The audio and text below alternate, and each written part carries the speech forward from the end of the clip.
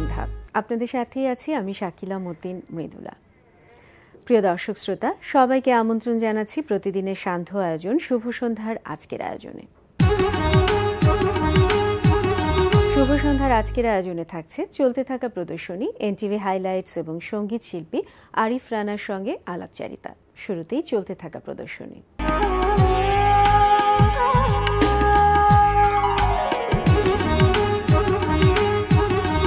প্রথমেই জানিয়ে দিচ্ছি চলতে থাকা প্রদর্শনীর সময়সূচি। বাংলাদেশ শিল্পকলা একাডেমিতে অনুষ্ঠিত হচ্ছে বাংলাদেশ ও ভারতের 28 জন শিল্পীর অংশগ্রহণে দলীয় চিত্রকলা প্রদর্শনী পিস অ্যান্ড ইউনিটি। প্রদর্শনী প্রতিদিন বেলা 11টা থেকে রাত 8টা। এই সময় চলবে 22 এপ্রিল পর্যন্ত। ধানমন্ডির আলিয়াস প্রসেসের গ্যালারি জুমে প্রদর্শিত হচ্ছে বৈশাখ এবং দেশজ শিল্পের পুনর্বয়ন শিরোনামে শিল্পী সামিনা নাফিজের একক চিত্রকলা প্রদর্শনী। প্রদর্শনীতে শিল্পীর তেল রং ও মিশ্র মাধ্যমে আঁকা 23টি ছবি স্থান পেয়েছে। প্রদর্শনী চলবে 25 এপ্রিল পর্যন্ত। এবার এনটিভি হাইলাইটস।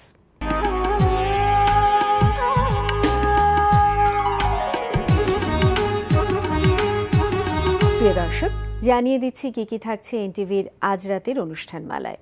সন্ধ্যা 6:45 থাকছে শিশুতোষ নাটক নগরে দৈত্য। উনি কি সত্যি দৈত্য? তোমার কি মনে হয়? কখনো না, মানুষ ঘুমাচ্ছে। আলাদিনের চেরাগের দৈত্যের শিং থাকে। রাইট। খুকি, এটা ভুল কথা। চেরাগের দৈত্যের শিং থাকে না। ইকরি মিসে মিনতি। রাত 8:20 দেখবেন শফিকুর রহমান শান্তনুর রচনায় সৈয়দ শাকিলের পরিচালনায় ধারাবাহিক নাটক সম্রাট। আচ্ছা দেখ, তোর বাবা তো বাবা হিসেবে চাইতেই পারে তোর একটা ভালো বিয়ে হোক, সেটা তো আমিও চাই। কিন্তু বাবা হিসেবে তার কোনো রাইট নেই আমার ভালো লাগা বা আমার মন্দ লাগাকে মূল্যায়ন না করা। মা কেন, এমন কিছু কি সে? হ্যাঁ, সে করেছে। রাত 9টায় প্রচার হবে ইভান শাইরের উপস্থাপনায় জাহাঙ্গীর চৌধুরীর প্রযোজনায় অনুষ্ঠান বন্ধু তোমারই খোঁজে।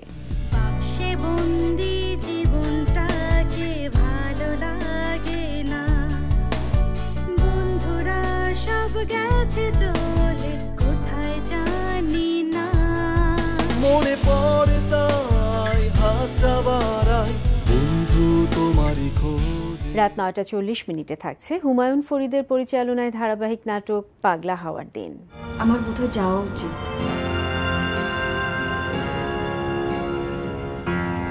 আমি তোমার কথা বুঝতে পারছি না ভাবি।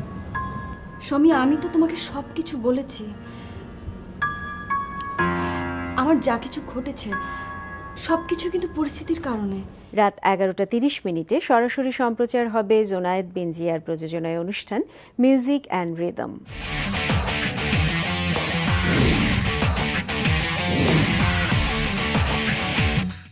এই ছিল এনটিভির রাতের অনুষ্ঠান সূচি। এরপর আসছি আলাপচারিতায়।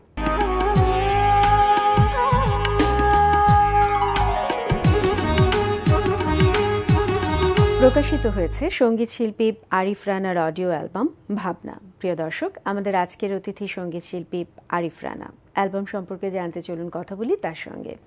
শুভ সন্ধ্যা। শুভ সন্ধ্যা। ভালো আছেন? ভালো আছি, আপনি ভালো আছেন? ভালো আছি। আপনার একক অ্যালবাম ভাবনা জি খুব সম্প্রতি 7 তারিখেই মোড়ক উন্মোচন হলো। তো এই অ্যালবামটা সম্পর্কে একটু জানতে চাইছি যে কি ধরনের গান আছে অ্যালবামটিতে? অ্যালবামটিতে আসলে আমার মৌলিক গান, পুরোটাই মৌলিক গান। অ্যালবামের নাম রেখেছি ভাবনা। আমার কথা, আমার সুর, আমার কম্পোজিশনে এক একটি গান জীবনের আজকে যে বিষয়গুলো আমরা দেখছি, আমাদের বিরহ বা ব্যথা বা আমাদের যে সমস্যাগুলো সামাজিক দৈনন্দিন জীবনে, এটা থেকে একটু ইতিবাচক ঢঙে এই বিষয়গুলোকে নিয়ে একটু ইতিবাচক ঢঙে কাজটা করেছি গানগুলো। আর কম্পোজিশনের দিকে যেটা করেছি আমি, যে আমাদের অ্যালবামে মানে বাংলার নিজস্ব গায়কের সাথে আদি জ্যাজ, ব্লুজ, ল্যাটিন, কিছুটা কান্ট্রি মিশিয়ে কাজ করেছি অ্যালবামটিতে। কতদিন সময় নিয়ে কাজটা করেছেন? এর মধ্যে দু একটি গান আমার যতদূর মনে পড়ে 90 দশকের গোড়াতে বা 80 দশকের শেষে হবে দু একটি গান লেখা। আর কাজগুলো করেছি, কম্পোজিশনগুলো করেছি কিন্তু খুব আসার কিছুদিন আগে, 2 মাসে আমার কাজগুলো শেষ করা আর কি, 2টা অ্যালবামের কাজ শেষ করেছি আর কি। বেশ বলা যায় অনেক সময় নিয়েছেন, কারণ পুরনো গানগুলো বাছতে হয়েছে, সেখান থেকে বেছে কাজ করেছেন। আবার খুব দ্রুতও বলা যায় যে কম্পোজিশনের কাজটা 2 মাসে করেছেন।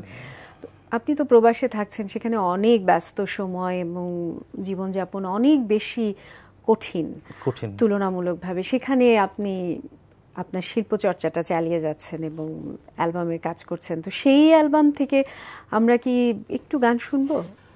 দুঃখ কি তোর একলার নাকি দুঃখ আছে সবার, দুঃখ কি তোর একলার নাকি দুঃখ আছে সবার, তবে কেন ঘরের কোণে মুখ লুকিয়ে কাঁদি সরে বোকা কোথাকার।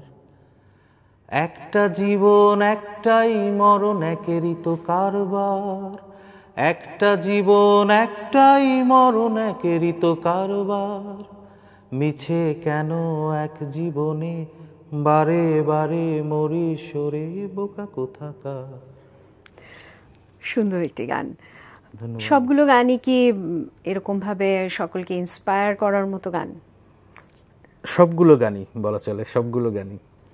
গানগুলো লেখা হয়েছে, আপনি তো বললেন যে একেবারে সেই 90 সনের লেখা গানও আছে, নিশ্চয়ই একেবারে রিসেন্ট লেখা গানও এখানে কি আছে? আছে। এর মধ্যে একটা গান আমি করেছি একদম আদি জ্যাজ, যেটা জ্যাঙ্গো রেইনহার্টের মাইনর সুইং। এই মাইনর সুইংয়ে এটা বলা যায় একরকম এই কাজ হয়নি তেমন, ওই একটা কম্পোজিশন করেছি যেটা একদম 3 মাস আগে করা, গানটি করা একদম রিসেন্ট কাজ। এটা একদম জাজ করা, টিপিক জাজে করা। এই গানটি নতুন। এরপরে ভাবনা অ্যালবামের যে গানটি টাইটেল সং, যেটি এই গানটিও ল্যাটিন বোসানোভাতে করা, এটিও নতুন গান রিসেন্ট। অ্যালবামটা কোথা থেকে রিলিজ হয়েছে? অ্যালবামটা রিলিজ হয়েছে জি সিরিজ থেকে, একটি অগ্নিবীণা প্রেজেন্টেশন, জি সিরিজ থেকে বেরিয়েছে।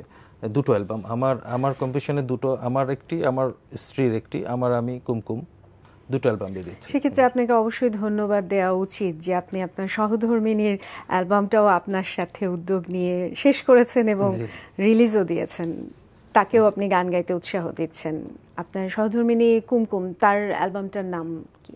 ওর অ্যালবামের নামটি হচ্ছে আমি কুমকুম। এই অ্যালবামের গানগুলো আপনার লেখা? না, ওর লেখা, ওর সুর, আমার কম্পোজিশন। হ্যাঁ, ওর লেখা, ওর সুর। বা দুজনেই একসাথে লিখছেন এবং সুর করছেন, সমন্বয়টা বেশ চমৎকার এবং আপনিও সহযোগিতা করছেন। হ্যাঁ, অবশ্যই দুজনকে সহযোগিতা করেই কাজ করছি আর কি, এতে করে কাজ আরো বেশি এগোচ্ছে। আপনি অ্যালবামের কাজ করছেন এবং সেই সাথে নিশ্চয়ই গানের চর্চাটাও ওখানে চালিয়ে যাচ্ছেন। জি। সেটা সম্ভব করাটা তো অনেক বেশি, এখন বলা যায় যে প্রবাসে খুব কষ্টসাধ্য। সেটা সম্ভব করছেন কিভাবে? খুব বলতে মানে ভীষণ কষ্টসাধ্য।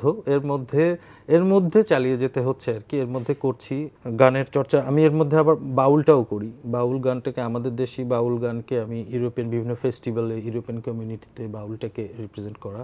তো প্রোগ্রাম করতে করতে ওটাতেও আমার একটা চর্চা হয়ে যায়। সেটা কি বাঙালি প্রোগ্রামে নাকি একেবারে মেইনস্ট্রিম প্রোগ্রাম? একদম মেইনস্ট্রিম, বিভিন্ন ফেস্টিভ্যাল, ইউনেস্কো হেডকোয়ার্টার। যে বছর ইউনেস্কো বাউল, বাংলাদেশের বাউল আরবান ইয়েকে স্বীকৃতি দিল, ওই বছরে ইন্টারন্যাশনাল মাদার ল্যাঙ্গুয়েজ ডে 21 ফেব্রুয়ারি প্রোগ্রামটাতে থিম ছিল বাউলের উপরে। ওই বছর আমি বাউল করেছিলাম। বাউল গানের যে আবেদন, আসলে এটা ভালোবাসতেই হবে। সুরের ভাষাটা তো তারা অবশ্যই বুঝেছেন, কিন্তু গানের যে কথাগুলো, বাউল গানের লিরিকগুলো, সেটা কি আপনি তাদেরকে বুঝিয়ে দিয়েছেন ট্রান্সলেট করে? তারা কি অনেক বেশি আগ্রহী ছিলেন জানতে? আসলে এই ক্ষেত্রে হয় কি, কিছু কিছু প্রোগ্রামে আমি গানের বিষয় বস্তুটাকে একটু এক্সপ্লেইন করি। তো অনেক ক্ষেত্রে হয় ওরাই বলে যে না, আমাদেরকে এক্সপ্লেইন করার দরকার নেই, আমরা রিলেট করবো, আমরা ইন্টারাক্ট করে নেবো, বা আমরা বুঝে নিব জায়গাগুলো, তোমাকে এক্সপ্লেইন করতে হবে না। আর হয় কি, অনেক ক্ষেত্রে আমরা যেমন ইংলিশ গান শুনি বা ল্যাটিন গান শুনছি, এখন ওয়ার্ল্ডের বিভিন্ন গান শুনছি, আমরা কিন্তু টেক্সটটা বুঝছি না। ওয়ার্ল্ড মিউজিকে এখন টেক্সটটা অত বেশি ম্যাটার করে না। টিউনটা, কম্পোজিশন তাদেরকে যেভাবে ভাবায়, তারা কিন্তু বুঝে নেয় যে গানটা কি বলছে। বাউলটাও সেরকম, অনেক ক্ষেত্রে আমাকে এক্সপ্লেইন করতে হয় না। আপনি বাউল গান নিয়ে যে চর্চা করছেন, সেক্ষেত্রে কি আপনি বাংলাদেশে যারা বাউল আছেন একেবারে আনাচে কানাচে, তাদের কাছে গান কালেক্ট করা কিংবা এরকম কোনো প্রসেসিং কি মেইনটেইন করছেন বা করেছেন? আমি যখন দেশে ছিলাম, আমি তো প্রফেশনালি মিউজিকটাই করতাম। তো সেক্ষেত্রে আমার বাউলদের এক বাউল কাকা ছিলেন, পঞ্চানন কীর্তনিয়া, 75 বছর বয়স ছিল, 90 দশকের কথা বলছি, আমার কাছে আসতেন প্রায়। তো ওনার কাছ থেকে অনেক গান শুনে শুনে শেখা, দেখে দেখে শেখা, এই বিষয়টা যেহেতু ছিল। আর ইউরোপে যাওয়ার পরে আমার পবনের সাথে সাক্ষাৎ, পবনের সাথে কাজ করা, এখনও কাজ করছি সময় পেলে, যখন সময় থাকে একসাথেই কাজ করি। তো এটা একটা বড় পাওয়া আমার। পবনই আমাকে প্রথম একটা দোতারা দেয়, যেটা দিয়ে আমি বাউল করছি, এখনও একসাথে কাজ করি সময় পেলে। তো ওর কাছ থেকেও অনেক গান পাই, শিখছি, ও যেগুলো গাচ্ছে ওগুলোকে গাচ্ছি। আবার অনেক বাউলের কাছ থেকে আমি নিচ্ছি, যারা ইউরোপে আসছে বিভিন্ন ফেস্টিভ্যালে, ওদের কাছ থেকে গানগুলো পাচ্ছি। এভাবে করেই সংগ্রহ করে করে কাজগুলো করছি। বাউল গান নিয়ে কি একক অ্যালবাম করা হয়েছে কিংবা সামনে করবেন? বাউল গান নিয়ে এবার আমি বাউল গান নিয়ে কাজ করব। তো কাজ শুরুও করেছি, তো কাজ খুব ইচ্ছে সামনে করব, খুব সময় নিয়ে কাজটি করব আসলে। আপনার এর আগেও তো অনেকগুলো সোলো অ্যালবাম বের হয়েছে, তো সেই অ্যালবাম সম্পর্কে একটু যদি বলেন। আমার প্রথম অ্যালবাম বের হয় যদি মনে পড়ে 95 সালে বিষণ্ণ এবং একা নামে, কিছুটা সাইকেডেলিক বলা যাবে স্টাইলের কাজ ছিল। সেটিও আমার লেখা, আমার সুরে। একটি গান আমার বন্ধু কিশোরের লেখা ছিল। আর এটি কমিটমেন্ট প্রোডাকশন থেকে বের হয়। আর এর পরের যে অ্যালবামটি বের হয় 2011 সালে, এটা বেঙ্গল মিউজিক থেকে বেরিয়েছিল, রং করা পুতুল। তো এটি বেরিয়েছিল বেঙ্গল মিউজিক থেকে 2011-তে। এটিও আমার লেখা, আমার সুর, আমার কম্পোজিশনে। একটি গান পরাগের কম্পোজিশনে করা, পরাগের স্টুডিওতে। এই আর এরপরে এটি হলো থার্ড অ্যালবাম, আমার তৃতীয় অ্যালবাম। গান গাওয়া আগে শুরু হয়েছে না গান লেখা শুরু করা, কোনটা আগে শুরু হয়েছে? আসলে গান গাওয়া শুরু হয়েছে আগে। আমার বাবা গান করতেন, খুলনা বেতারেও কিছুদিন গান করেছেন। বাবার বন্ধুরা খুলনা বেতারে এখনো আছেন, গান করেন। তো ছোটবেলা থেকেই গানের আড্ডাটা দেখেছি। তো বাবার কাছ থেকে, এরপরে বাবার বন্ধুর কাছ থেকে আমরা স্বরলিপিটা হাতে খড়ি, গান শেখাটাই আগে গান শিখেছি। তারপরে পড়াশোনার কারণে দীর্ঘকাল আমি গানটা আর করিনি। পরে 80-র দশকের শেষের দিকে আবার গিটার নিয়ে গান শুরু করি আর কি। গান লেখা শুরু, এর মধ্যে আমার কবিতা লেখা হতো, লেখালেখি করতাম, ওই লিখতে লিখতে গানে চলে আসা। কোনটা বেশি ভালো লাগে কিংবা কোনটা বেশি কঠিন মনে হয়? লেখা, সুর করা, গাওয়া, তিনটাই? আসলে তিনটেই তো কঠিন। এই গানের বিষয়টাই এত সাধনার বিষয়, সেই জায়গাতে বলা মানে সহজ বলা যাবে না, খুবই কঠিন। একটা শব্দ, এটা মানে শব্দ ব্রহ্মাণ্ড আমাকে খুঁজতে হয় মাঝে মধ্যে, শব্দগুলো ছন্দ পাচ্ছি না, যে ভাষায় কথা বলছি এই ভাষাটাই আমি লিখতে যাচ্ছি, পারছি না। মানে simple to be difficult but difficult to be simple যেমন হয়, সহজ জিনিসগুলো করাটা অনেক কঠিন। আমি যে চেষ্টা করি সহজ ইয়া ঢঙে গানগুলো করার চেষ্টা করি, লেখার চেষ্টা করি, সেটা আসলে খুবই কঠিন, খুবই কঠিন। এটা একটা মানে নাজিল হওয়ার মতো বিষয়। আসলে শিল্প সৃষ্টিটাই কিন্তু এক ধরনের সাবলীল ভাবে যদি না হয় সেটা আসলে শিল্প হয় না, অনেক ক্ষেত্রে, বেশিরভাগ ক্ষেত্রে বলা যায়। আপনি গান যখন লেখেন তখন কি সুরটা মাথায় রেখে গুনগুন করে তারপর লেখেন, নাকি পরে সুরটা তৈরি করেন? কোনো কোনো ক্ষেত্রে এরকম হয় যে সুরটা এসছে মাথায়, তো হাঁটতে হাঁটতে তো সুর চলে এসছে, ওটার উপরে আমি কথা বসাচ্ছি। আর আমার গান লেখা আসলে আমি কোনোদিনই গান ওই খাতা কলম নিয়ে বসে হয়নি, ওই হাঁটতে হাঁটতে হয়তো কাগজে লিখছি, এখন যেমন মোবাইলে লিখছি, এইভাবেই করি, ছোট ছোট টুকরো টুকরো করে লেখা, পরে এগুলোকে শেষ করেছি। এইভাবে করেই যতদূর মনে পড়ে গান। আমাকে ধরে নিয়ে যাওয়া হলো একবার ব্যস্ত ভবঘুরে অ্যালবামে, আমাদের আজম খানের যে অ্যালবামটি করেছিল আজমির বাবু, আমাকে অডিওতে নিয়ে বসে বললো যে গান লিখতে হবে, এই যে সুর, এই গান লিখতে হবে। ওখানে বসে বসে গানগুলো লেখা। আজম ভাইয়ের ওই অ্যালবাম আমার 3টে গান ছিল, 3টে কি 4টে যদি মনে পড়ে। তো এইভাবে করে আমি গানগুলো আসলে লেখা কখনো ওইভাবে হয়নি, প্রিপারেশন নিয়ে যে লেখা ওটা হয়নি, টুকটুক করতে চলে এসছে। আপনি, আমরা যতটুকু জানি যে ফ্রান্সে প্রতিনিধিত্ব করছেন গান নিয়ে, বাউল গান স্পেশালি, তার পাশাপাশি একটি ডকুমেন্টারিতে আপনার গান ওখানে আছে এবং আপনি নিজেও সেখানে অভিনয় করেছেন। তো একটু যদি ওই ডকুমেন্টারিটা সম্পর্কে বলেন। এটা একটা ডক ফিকশন ফিল্ম।